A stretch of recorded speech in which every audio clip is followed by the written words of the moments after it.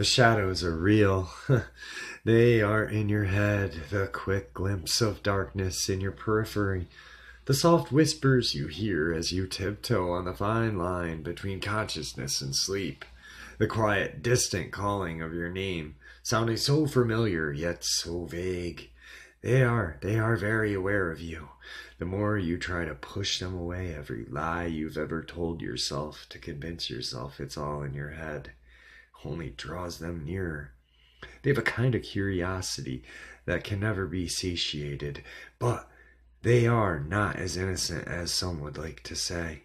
If you have ever been told that they don't seek to harm, only to observe, well, I'm afraid to tell you that it is really quite the opposite. They are also very picky of who they choose to play with. But what traits make someone more susceptible is not something that I know. The games are not as obvious as you would like to think. They are not poltergeists out to stack your furniture. No, it's mind games.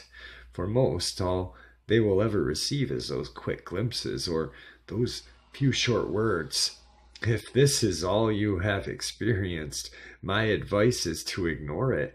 Don't think about it. Don't speak about it.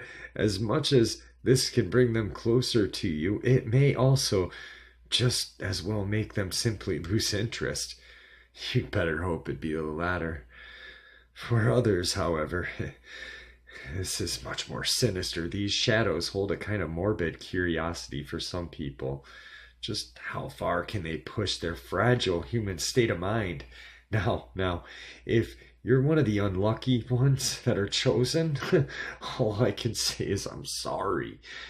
It will start out just like it does with anyone else. You may think you're going insane. You may just start by seeing them in your dreams. Of course, you'll brush it off, but once it starts to leak into your reality, your mindset will probably start to change. You'll swear by it. You saw something just in the corner of your vision, but when you look around, there's nothing. You'll even start to swear you heard someone calling your name. It was so vivid. It sounded just like someone you knew, yet at the same time it didn't. You'll wake up in the middle of the night in cold sweats, completely terrified for no reason. There's nothing in your room. But even when you turn the lights on, you still feel eyes on you. You know something's watching you. Now things get more intense. Now, even when you're not home, you feel those eyes on you. Always on you. It's no longer just your name. These callings, these soft whispers, they speak things. You get buried. You've never told a soul something is breathing on your neck, yet when you turn around, you're greeted with nothing. It's nothing. It's your imagination. You're breaking. You're going crazy. Why? You don't know. You don't want to tell anyone. You don't want to be put on pills. You don't want to go away. It's all in your head. Then that must mean it can't hurt you, right? Maybe you just can will it away. It's in your mind after all, but then the nightmares come. The shadows that you used to stand at a distance, they get closer. The closer they get, the more terrified you become. It's a kind of terror that grips your very bones, but you can't run, you can't wake up. They don't have faces. They are merely the outline of what a person is, yet you can still feel their piercing, accusory stare. How does one see without eyes? How does one speak without a voice? Even though they're closer now, their whispers stay whispers, quiet, hard to hear. When you awake, you are not free.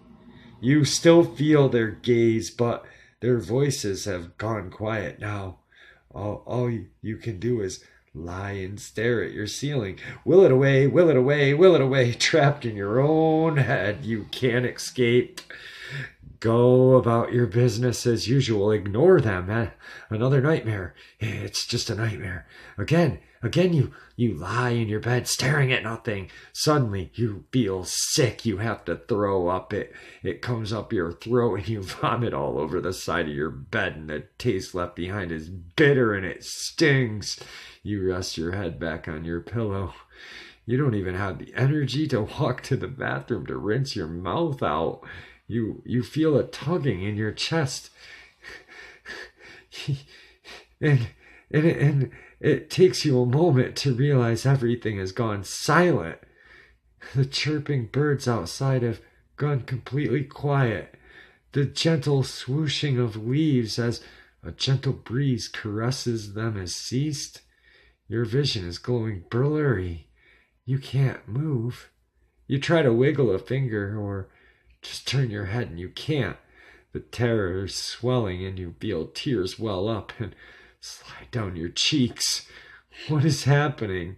Is this what insanity is? Your vision is becoming more blurred and starting to go black. Something is still pulling at you, and you start to feel weightlessness. You can no longer feel the pulse of your heart or the heaving of your own chest as you breathe. It's so blurry now. And the darkness is still creeping in the corners of your vision. You can't think clearly anymore. All you can feel is fear. It takes you a few moments to realize your vision is clearing up, but what you see, you don't believe. It's just another nightmare. It has to be. You're staring down at yourself. You can see that you're lying there just as you had been. You can't do anything as you simply stare and believe.